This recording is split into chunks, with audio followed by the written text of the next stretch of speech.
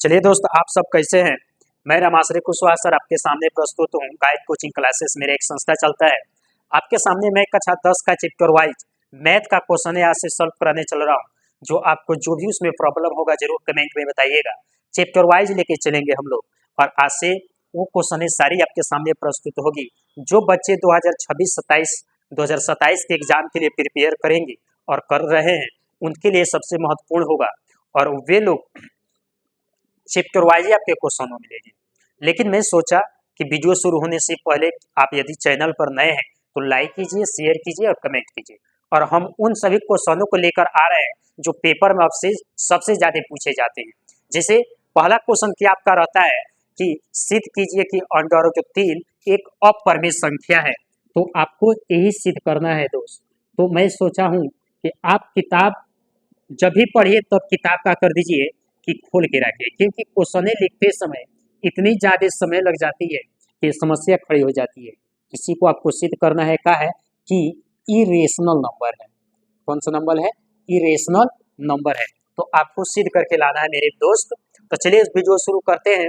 एक बार और आपको बता देता हूँ कि शेयर कीजिएगा, लाइक कीजिएगा, कमेंट कीजिएगा, सब्सक्राइब करना मत भूलिएगा। जय हिंद दोस्त। चलिए तो हम लोग क्या करेंगे, सबसे पहले मानेंगे, विरोधाभास करेंगे। क्या चीज? माना कि √3 एक परिमेय संख्या है। परिमेय संख्या है, एक परिमेय संख्या है। क्या करना पड़ेगा, हम जो भी हमको सिद्ध करना रहता है उसके मटेरियल इकट्ठा करेंगे। तो हम क्या करते हैं, एक क्या करते हैं, √3 को परिमेय संख्या मान लेते हैं। फिर जब भी परिमेय संख्या लिखा जाता है तो उसको दोस्तों लिखा जाता है P/Q के रूप में, जहां Q नॉट इक्वल टू 0 के बराबर होता है। मतलब वहां पर Q 0 के बराबर नहीं हो सकता है उस कंडीशन में। तो अब हम लोग क्या लिखेंगे, लिखेंगे √3 को P/Q से तुलना करने पर, तो हम लोग क्या करेंगे, इसको तुलना करेंगे किससे? P/Q से। तो चलिए दोस्तों लिखेंगे √3 इक्वल टू P/Q। क्यों हम तुलना कर रहे हैं? क्योंकि बैलेंस तुलना करने का मतलब दोनों पलड़ा बराबर होना चाहिए। जिस प्रकार आप तराजू पे रखते हैं और दोनों साइड बराबर करके तब ग्राहक को देते हैं, बैलेंस करते हैं, उसी प्रकार इसका भी हम लोग बैलेंस तुलना कर रहे हैं। अब क्या हो जाएगा, जब तुलना कर देंगे तो दोनों को एक समान बनाने के लिए, जब भी एक बगल में अंडर रूट हो और दूसरे बगल में अंडर रूट न हो, तो आप क्या कर दीजिए, दोनों पक्षों का स्क्वायर कर दीजिए। लिखेंगे दोनों पक्षों में वर्ग करने पर, हम लोग क्या करेंगे, दोनों पक्ष में वर्ग करेंगे तो दोस्त √3 का होल स्क्वायर और साथ साथ क्या करेंगे, P/Q का भी होल स्क्वायर कर देंगे। तो जैसे आप इसका होल स्क्वायर करेंगे तो इस स्क्वायर से अंडर रूट खत्म हो जाएगा, इधर 3 आ जाएगा और इधर का आ जाएगा P/Q और दोनों का भी स्क्वायर हो जाएगा। या इसी को आप क्या लिख सकते हैं, P/Q का होल स्क्वायर। ठीक, इस प्रकार। अब आप क्या कर देंगे, एक तो ये आपका एक कंडीशन हो गया। फिर इसके बाद एक और कंडीशन होती है, तो उसमें बच्चे क्या हो जाते हैं, बोर हो जाते हैं, ज्यादा लंबे चौड़े हो जाते हैं, तो उसको छोड़िए। आते हैं क्या चीज, अब क्या यहाँ पर लिखेंगे, चूंकि √3 एक परिमेय संख्या नहीं है। मतलब इससे क्या निष्कर्ष निकला है, इस बनाने से निष्कर्ष निकला है कि परिमेय संख्या नहीं है, परिमेय संख्या नहीं है। ठीक, तो परिमेय संख्या नहीं है तो है क्या, मतलब यह इसके बराबर नहीं हो रहा है। जब दोनों एक समान एक तुलना में हो जाएंगे तो बराबर कहलाएंगे। तो परिमेय संख्या नहीं है, इसलिए हम लोग क्या कह सकते हैं कि √3 एक अपरिमेय संख्या है, अपरिमेय संख्या है। तो इसी प्रकार आपको सिद्ध करना रहता है दोस्त। तो इस प्रकार के क्वेश्चनों को आप जरूर देखते जाइएगा। फिर मैं अभी ब्रेक के बाद एक क्वेश्चन आपके सामने लेके आ रहा हूँ, उस क्वेश्चन को आप जरूर देखिएगा। जय हिंद। साथ ही साथ एक और आपका क्वेश्चन इसी से पूछता है, परिमेय संख्या से ही। आपको वीडियो अच्छा लगेगा तो शेयर जरूर कीजिएगा, लाइक कीजिएगा और जो भी आपको दिक्कत हो रही है कमेंट में जरूर बताइएगा दोस्त। अगला क्वेश्चन क्या है, इसी प्रकार क्वेश्चन आता है, इसी में का कि सिद्ध करना है कि क्या सिद्ध करना है। इसी तरह के क्वेश्चन रहते हैं कि सिद्ध कीजिए कि 3+2√5 क्या है, अपरिमेय संख्या है। इसको भी आपको सिद्ध करना रहता है। वही सारी प्रोसेस चलती है, उसी प्रकार की प्रोसेस चलती है। कुछ बच्चों को कहना रहता है कि इस प्रकार क्वेश्चन हमको देखने में बहुत दिक्कत होती है, तो चलिए मैं आपको एकदम सरल भाषा, चुटकियों में, सेकेंडों मिनटों में हल करने वाले सवाल बता रहे हैं। बहुत आसान ही सवाल है। इसको भी वही काम करेंगे, लिखेंगे माना कि 3+2√5 परिमेय संख्या है।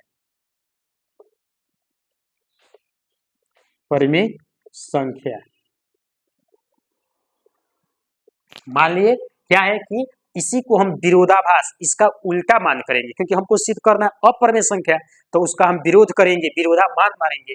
अब हो जाएगा, लिखेंगे 3+2√5 को P/Q से तुलना करने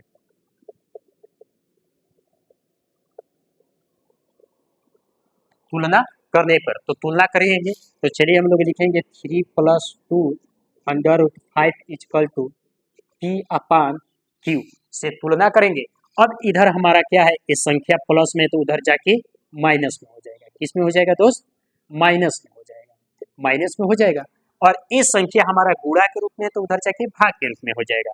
तो क्या बचेगा, √5 इक्वल टू क्या हो जाएगा, 3P - 3 और नीचे क्या हो जाएगा, 2Q। क्यों 2Q हो जाएगा, देखिए ये इसको आप हल कर देंगे। चलिए इधर हम आपको दिखा देते हैं, दिया है कि P/Q - 3। जब इसको आप हल करेंगे तो इसके नीचे 1 मानेंगे और एलसीएम लेंगे, तो क्या हो जाएगा, P/Q और -3। अब देखिए इसका गुणा इसमें हो जाएगा, इसका गुणा इसमें हो जाएगा, इसका गुणा इसमें हो जाएगा।